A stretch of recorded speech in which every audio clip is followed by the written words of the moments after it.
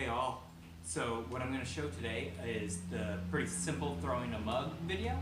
Just kind of walking through the steps to get pieces rather than really wide, really tall. I've got my clay, got my tools, kind of all set up here. So head back behind me and we'll go through the process. So I've got my little ball of clay. I use about 1.5 pounds, makes a good 12 to 14 ounce cup or mug.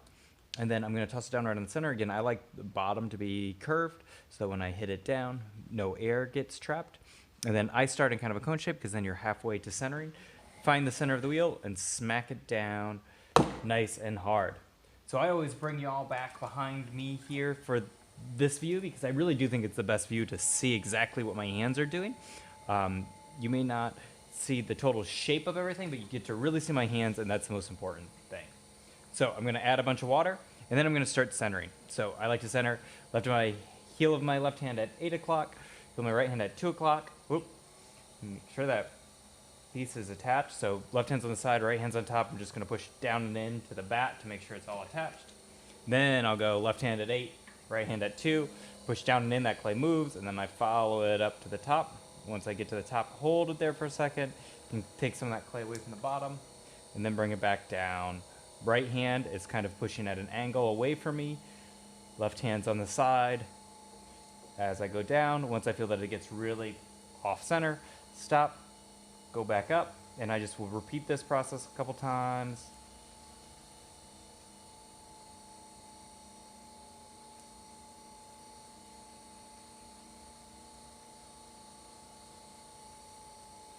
Until it all comes together there.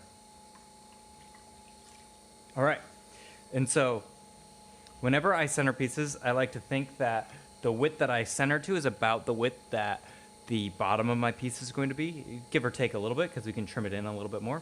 So this is a good size for the bottom of the size mug I'm gonna make. You can kind of see it's about the size of my sponge, which is like 2.5 inches. I wouldn't go wider than that unless you want to make a really wide mug. This one's going to be a taller mug because that's what we're going to work on. Then I'm going to drop the hole. I like left hand on the side, right hand fingers together. I'm going to push down and in. If you get that little screw shape, that means you're just off to the side of center, so just go right underneath it. That's where center is. And push down and in to create a deep, wide V-shaped hole. Go down until you're about 1/4 inch from the bottom. With mugs, often you may not want to trim them, or you may want to have to trim them very lightly. So you might not want to take any clay off the bottom. So you can go down a little bit further. Just know that that bottom's going to be a little bit thinner. You're not going to want to trim it. You're just going to want to clean it up. I'm going to do that with this piece. Go down a little bit further so I don't have to trim it as much. And then I'm going to pull back towards the heel of my left hand. The outside shape isn't going to change at all. I'm really locking that left hand under the side and then just pulling out to about like 2 inches in width, maybe a little bit more. Then I'm going to really take my sponge and compress. Because my bottom's a little bit thinner, because I'm not going to trim it, I really want to overdo the compressing so that my piece doesn't crack.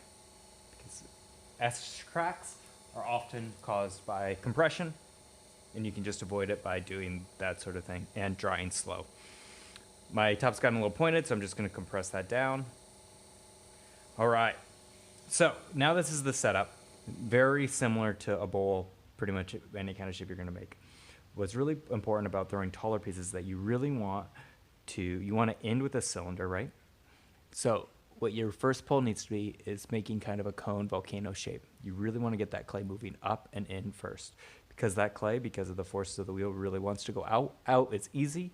So if we start with a cylinder, it'll probably end up more like a flower pot. So we want to start with a cone. That way we can work it into a cylinder. So our first pull is going to be very cone shaped, and then the next one a little bit less, then the next one a little bit less to get a nice vertical piece. And then from there, if you want to shape it, great, you can shape it.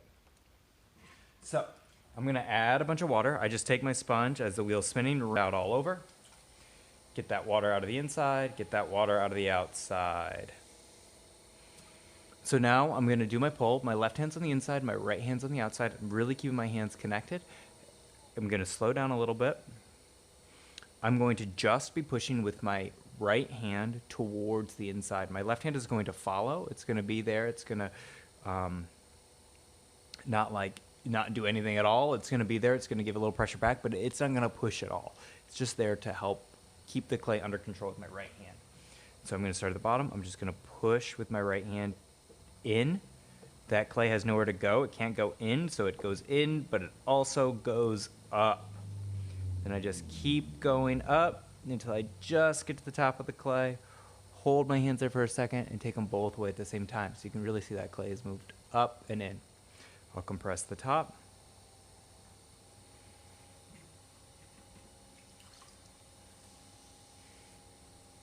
I'll take my metal rib and I'll compress the sides.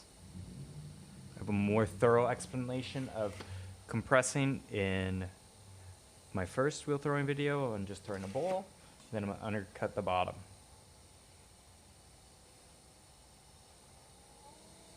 All right, I'm going to add a little bit of water. I'm going to do that same thing, except for this time I'm going to let that clay go from a cone just out a little bit. It's still going to be narrower at the top than at the bottom, but I'm going to do it that way. I'm going to bring the camera down to about the level of the wheel so you can kind of see what my hands are doing. Okay, now that you're down at ground level, make sure everything's wet again. I'm going to get some water out of the inside, off my bat. And again, left hand's on the inside, right hand's on the outside. I'm going to be pushing. This time I'm going to give a little bit more pressure with my left hand, but I'm going to push mostly with my right hand. Up and in. Going nice and slow. Touching that clay all over. The goal always is, when we're throwing pieces, is to make sure that our walls are not thick or thin. I don't care if they're thick or if they're thin, but if they're even. If the walls are even, we can make them thinner. If they're too thick, even is going to give us a nice balanced pop, which is really what we care about. Compress that there. I've compressed the top already. I'm going to undercut the bottom. I'm going to do one more pull to get some height out of this. And this is the pull that I'm really going to let that clay come up more cylindrically. I can't really fit my hand in right. My top is way too narrow for my hand. So just get it in there. Let it open up. Who cares? I like to stick my index finger out. So I'm going to push at the bottom. This time I'm going to really actually give some pressure back with my left hand. Bring that clay up to the top, letting it get even more cylindrical than before. Right, so I'm almost there. It's still a little bit wider at the base than at the top. So I probably will do another pull, but before I do that pull, all the water out of the inside, use my rib and really compress the outside. It's getting pretty straight here, so I often will switch to using the flat side of my metal rib to compress and clean that up. Undercut my bottom. Add a little water. Get all that standing water out of the inside, standing water off the bat, and do another pull. Again, top flares out, who cares? I'm going to do a pull to bring that back in.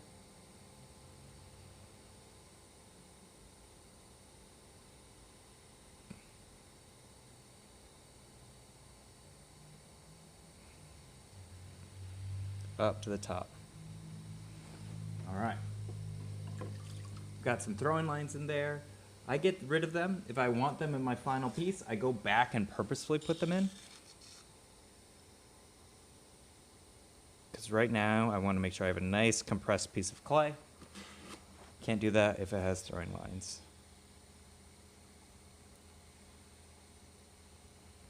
Okay. So at this point, before I start shaping, I also worry about my rim. With mugs that you're going to drink out of, pieces that you're going to drink out of, you want the outside to be straight and the inside to be angled down and in. What that'll mean is that when you're drinking out of it, that sharp edge, the water's going to kind of flow into your mouth, and then when you take it away from your mouth, it's going to cut off the water. So it kind of cuts it off, that way you don't dribble all over yourself. Sure, if you want to dribble all over yourself, great. Leave a square edge or have it beveled the other way. If you don't, if you're gonna give it to a friend that you like, rather than, you know, a family member you don't, then just pinch it in there. You can kind of see that little bit of an angle right over here of that swooping down and in. Okay, so now I've got my mug shape, or my mug like height and width kind of figured out. Now I can shape it. Generally when I shape, I do a little pull just with my hands to shape it out, you know, just follow that with my hands. What I first learned to do was to just shape with my rib, and I'll kind of show you that so you can kind of see that. So I'm just take my rib, I'm gonna bend it to be the shape that I want it, my piece to be. Add a little water everywhere. And then I'm gonna just push from the inside out to fill in that space. So I'm gonna curve my rib here so that my bottom comes out a little bit.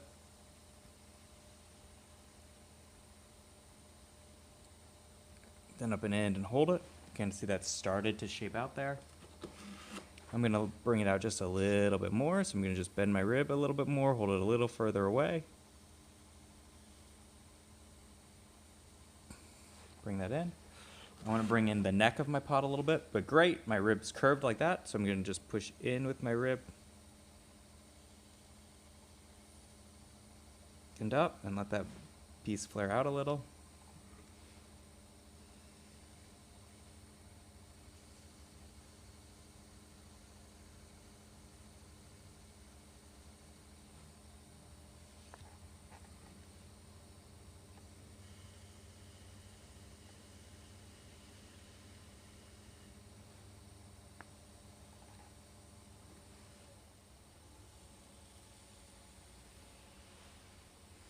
Here we go. And then I'm gonna clean up all the water out of the inside. Oops, knock that around a little bit. I'll bring it back on center. Clean up the water at the outside. Okay, sorry about that. My phone stopped for a second. But all I was doing is cleaning up the inside and the rim there.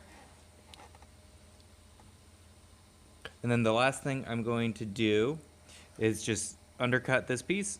Whoa, focus. Come on, there we go. And take it off the back. So, down at the bottom, the clay is too thick down there. So I want to cut some of that off. So I take one of these undercutting tools.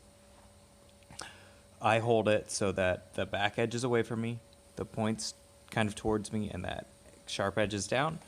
Bring that in, and that clay you'll kind of see go away from the piece there. Great.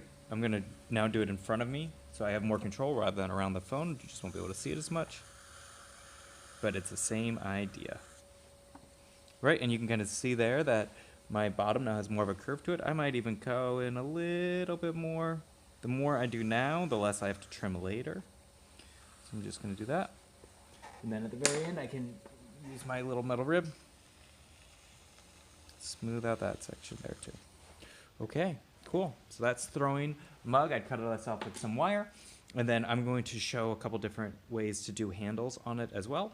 One I'm going to pull off of the mug, and another one we'll pull separately and then attach afterwards. So I'm going to throw a couple more mugs so that you can see different handles on different styles. All right, sounds good.